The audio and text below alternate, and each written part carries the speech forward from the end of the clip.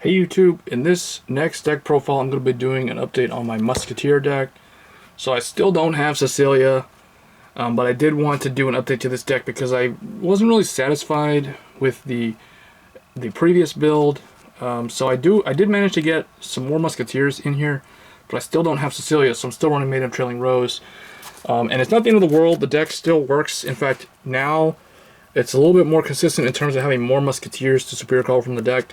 But of course, you do really need Cecilia to, go with that full, like, Musketeer theme. And so, there's still 2 Musketeers as of now that I'm missing. So there's a grade 3 and a grade 2. But other than that, I have all the grade 1s now. And with Martina, once I do get Cecilia, the deck will pretty much be complete. They'll just be like Cecilia and one other card, and hopefully by the time I get Cecilia, I'll have the other one. So for right now, for Peony Musketeer Martina, just really good overall. The Vanguard effect is once per turn, you can Soul Blast 1, retire Vanguard, check top 5, call 1 from among them to R. So it doesn't have to be Musketeer, so that's really nice. And then the Vanguard effect is when it's called from the deck, or placed from the deck, it gets 5k and a critical. So it gains critical. It has inherent critical, which is actually pretty nice. And then this deck is still one that I feel like it can benefit from either Force 1 or Force 2, depending on the matchup. But I feel like where Arbros really pressures with Force 2, this one, Force 1, seems to be a little bit more consistent, but Force 2 does work as well in here. So for grade 3s, still didn't change from the previous lineup. So 4 Made of Trailing Rose, because it's your main Vanguard is going to get you the plant tokens when placed on Vanguard or Rearguard. You can call a plant token, and if it's on Vanguard, you call 2 plant tokens. And then you can, as a Vanguard, you can Soul Blast, and it's once per turn, and 3 of your plant tokens get 5k power. So you can power them up temporarily. So not as good as the Arbros, but Arbros is just a power creep version of the plant token build. But anyway, Made of Trailing Rose is still pretty good in here. Next, we are Legion, so we're running 4 Peony Musketeer. So like I said before in the previous deck, this is the Legion. It's not really Legion though, because their effects, it's not like Dragonic Overlord and Neoflame, which is pretty much almost Legion. It's basically like Legion. But this is not, unfortunately. It would be nice if it was. But when placed on Vanguard or Rearguard, you can counterblast 1, retire a Rearguard, look at 3 from the top, call 2 with Musketeer or 1 of any unit from them, and put the rest on the bottom of the deck. So I like that they add that 1 of, like if you check 3 and they're not Musketeers, you can still call something. So I really, really like that they do that. I feel like Bushiroad has tried to move the game away from being clannish, in the sense that the sub-archetypes, like the archetypes like Musketeers, isn't really all Musketeer, but it does, I like that they still give you the ability to benefit from running all Musketeers. Like you can call 2 instead of 1, for instance. So you can, instead of breaking even, you can +1 off of that. So next I'm running 4 Lily of the Valley Musketeer Calvant. So Calvant's still in here at 4. I don't have any other grade 2 Musketeer. I still need, I think it's Musketeer Pansy. That's the other one that I don't have. That and Cecilia are the only 2 that are missing right now. But if I had that, I wouldn't be running this guy. So this is different from before. So I'm running 3 Spiritual Tree, Sage, Irminsul, or Irminsul. When placed as Rearguard, if you have 2 or more grade 0, counterblast 1, draw a card, and all your units in the same column. So this works really good with Made of Trailing Rose. So that's why it's in at 3. It's in at 3 because, sometimes Made of Trailing Rose will be your Vanguard. Or you superior call it as a Rearguard. Like if this is the Vanguard. So you would still get the token. But you do need to have 2 or more grade 0, which basically means you gotta have at least 2 tokens to use this effect. So that's why we run 3 of it, because it can run into some consistency issues in this deck, because you don't have too many ways, at least from your Vanguard. Other than Made of Trailing Rose, you're not really going to have too many tokens. There will be ways of getting them from the grade 1s, which we're about to go over, so that's why it's pretty good in here. Speaking of new sort of new for me at least. Lily of the Valley Musketeer Rebecca. So I got Rebecca finally. So 4 of her. When placed, 1 of your grade 1 or less gets 5k power. At the end of the turn, you can Soul Blast 1, retire a plant token, and bounces to your hand. So this does not generate tokens, but you can reuse it to power something up.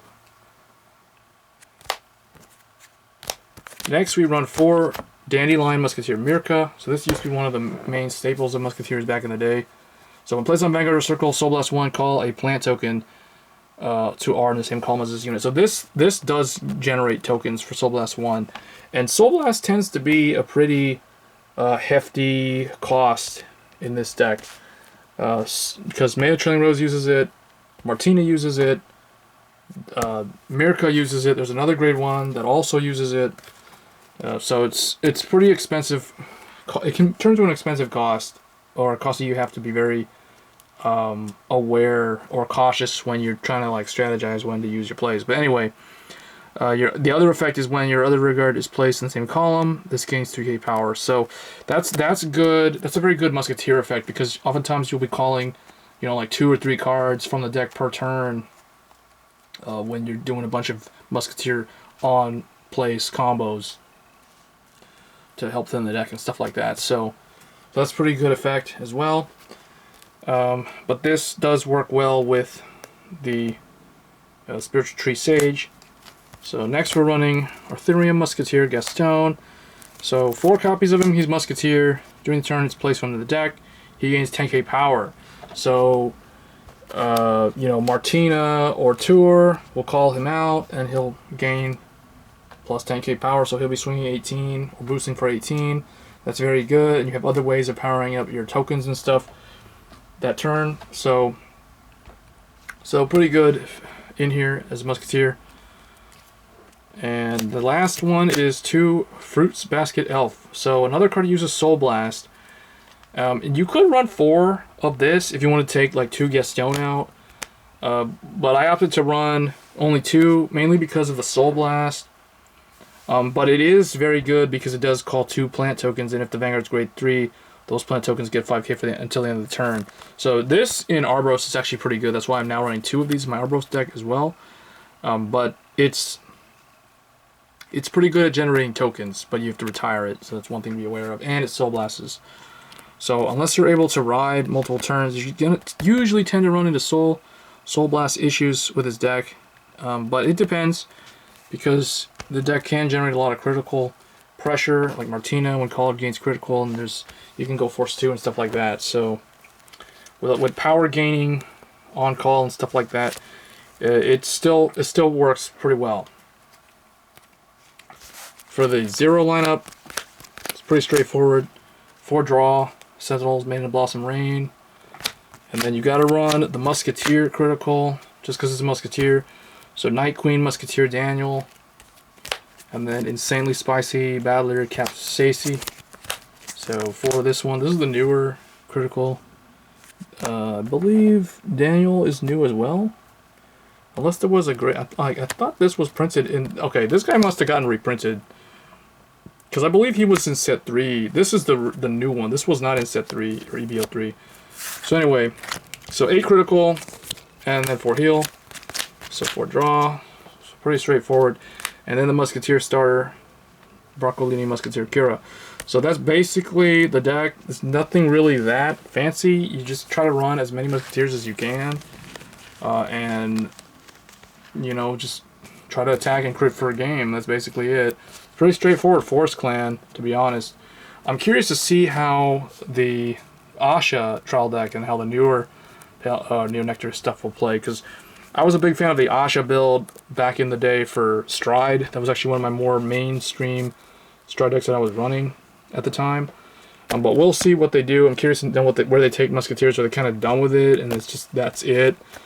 And then they're just gonna go all off on plant tokens and, you know, stuff that replaces power creep versions of Maiden of Trailing Rose. Maybe that's what Asha's gonna be. But anyway, guys, hope you enjoyed the deck profile, and I will catch you guys in the next video. Thanks.